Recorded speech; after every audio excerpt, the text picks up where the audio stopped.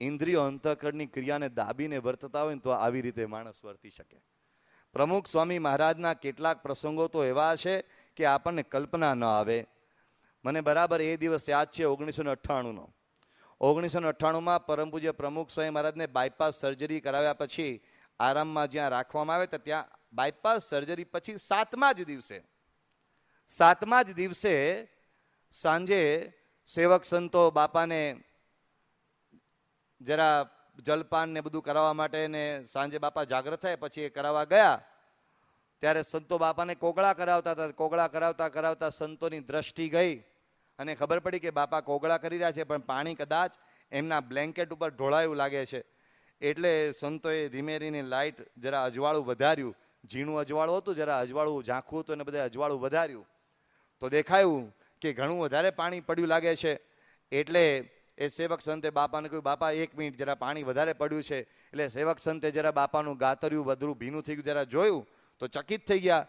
કારણ કે બાપાને પેટમાં જ્યાં સર્જરી કરવા માટે એક નળી ખોસેલી હતી એ નળીની જગ્યાએ ટાંકા લીધા હતા. એ ટાંકામાંથી લોહી જેવું લાલ પ્રવાહી સતત બહાર વહ્યા કરતું હતું અને બાપાના કપડાં એકદમ એનાથી લાલ લાલ થઈ ગયા હતા. અને આ સેવક સંત ગભરાઈ ગયા, દોડતા દોડતા બહાર આવ્યા તો ડૉક્ટર મહેન્દ્રભાઈને વાત કરી, એ પણ જરા ગભરાઈ ગયા. યોગીચરણ સ્વામી વગેરે સૌ દોડ્યા. તાત્કાલિક ડૉક્ટર સુબ્રમણ્યમ સાહેબને ફોન કર્યો, ડૉક્ટર નિલેશભાઈ હતા પટેલ એમને પણ ફોન કર્યો અને બીજા બધા જે કન્સલ્ટન્ટ હતા એમને પણ ફોન કર્યો. કહ્યું તાત્કાલિક તમે પ્રમુખ સ્વામી મહારાજનો એક્સરે લેવડાવો. આ એક્સરે લેવડાવવા માટે ક્યાંય કોઈ જગ્યાએ એ સ્થળ ખુલ્લું નહોતું અને સ્થળ ખુલ્લું હોય તો ત્યાં ટેકનિશિયન બેન હોય. એટલે બેન ટેકનિશિયન હોય તો એ બાપાનો એક્સરે પાડે તો એ આપણી મર્યાદા પ્રમાણે બાપા ક્યારેય મંજૂર કરે નહીં. એટલે તપાસતા એમાં થોડો સમય વીતી ગયો અને પછી એક જગ્યા જડી એક આપણા નિરંજનભાઈ કરીને હતા, એક જગ્યાએ પાર્ટનરશિપમાં હતા, ત્યાં તાત્કાલિક બાપાને લઈ જવાનું નક્કી કર્યું. એક ડૉક્ટર શ્રી સ્થાનાવાલા કરીને હતા, એમને તાત્કાલિક બોલાવ્યા. એટલે એ રેડિયોલોજિસ્ટ હતા અને એ દિવસે પાછી સાંજ પડી ગઈ હતી, રજાનો દિવસ હતો, સેટરડે હતો. એટલે તાત્કાલિક બધાને બોલાવવા અઘરા હતા પણ બધા આવ્યા. બાપાને એમના ઉતારેથી 1 કલાક દૂર લઈ જવા પડ્યા. 1 કલાકનું ડ્રાઈવ કરીને લઈ ગયા ત્યારે બાપાના કપડાં વળી પાછા પેલું લાલ પ્રવાહી જે પેટમાંથી બહાર આવી રહ્યું હતું. ખરેખર બાપાનું ટેમ્પરેચર પણ ત્યારે 101 ડિગ્રી હતું. બધા ગભરાઈ ગયેલા અને બાપાને ત્યાં લઈ ગયેલા. બાપા એકદમ સ્વસ્થ હતા. ત્યાં લઈ ગયા. એ સમયે પ્રમુખ સ્વામી મહારાજને પેલા શ્રી સ્થાનાવાલા લેબ ટેકનિશિયન બધા એની પ્રિપેરેશન કરે, કારણ કે લેબ બંધ હતી ને ખોલી હતી એટલે તૈયારી કરે. એ માટે બાપાને નિરંજનભાઈની એક ઓફિસ હતી ત્યાં સાઈડમાં બાપાને બેસાડ્યા. એ સમયે એમના પાર્ટનર પણ એ આ લેબમાં ક્યાંક સહભાગી હતા. તો પેલા તૈયારી કરતા હતા એ દરમિયાન પ્રમુખ સ્વામી મહારાજ એટલા બધા સ્વસ્થ હતા.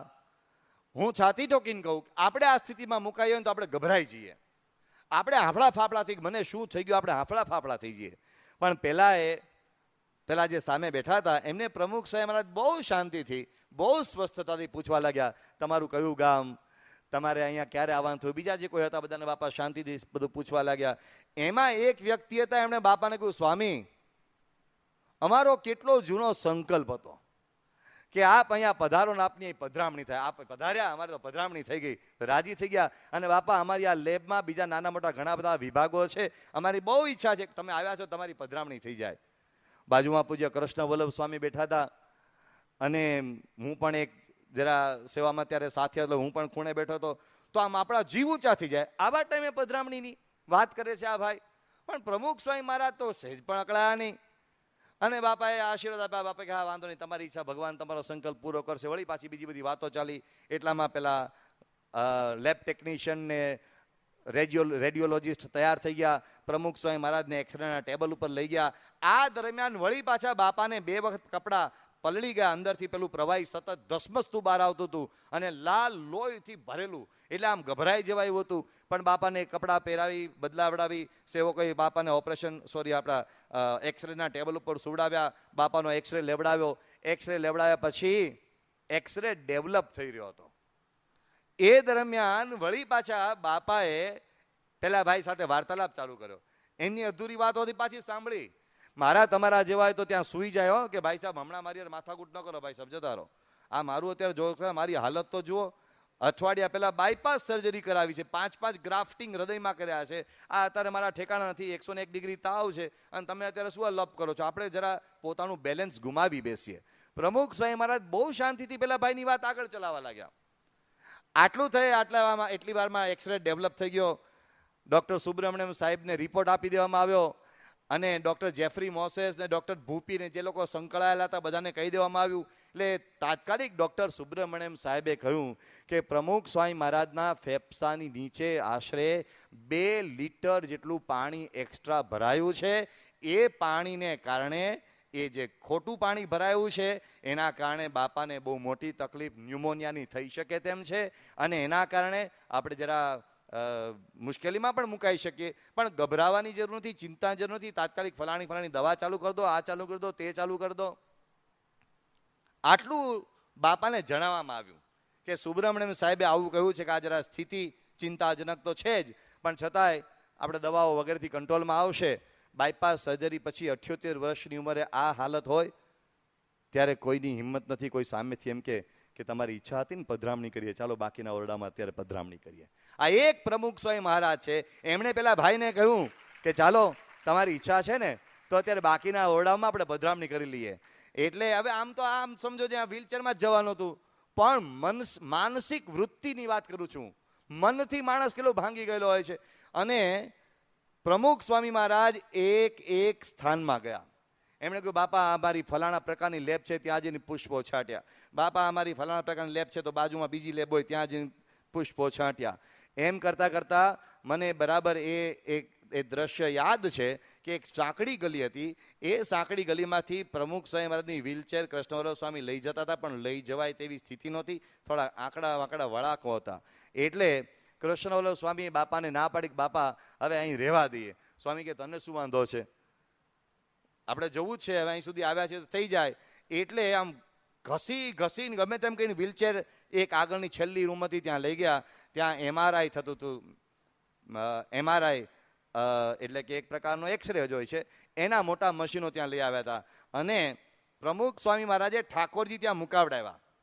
હરિકૃષ્ણ મહારાજે મશીન ઉપર મુકાવડાવ્યા. પેલા કહ્યું બાપા હજુ આ નવું જ મશીન આવ્યું છે, થોડા સમય પહેલા જ આવ્યું છે.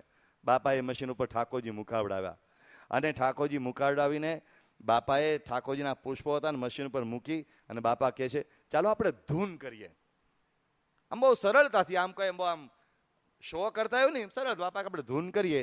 અહીંયા જે કોઈ દર્દી ભવિષ્યમાં આવે એ બધાને મહારાજ સારું કરી દે, એ બધાના રિપોર્ટ સારા આવે, આપણે ધૂન કરીએ. અને બાપા ધૂન કરવા લાગ્યા.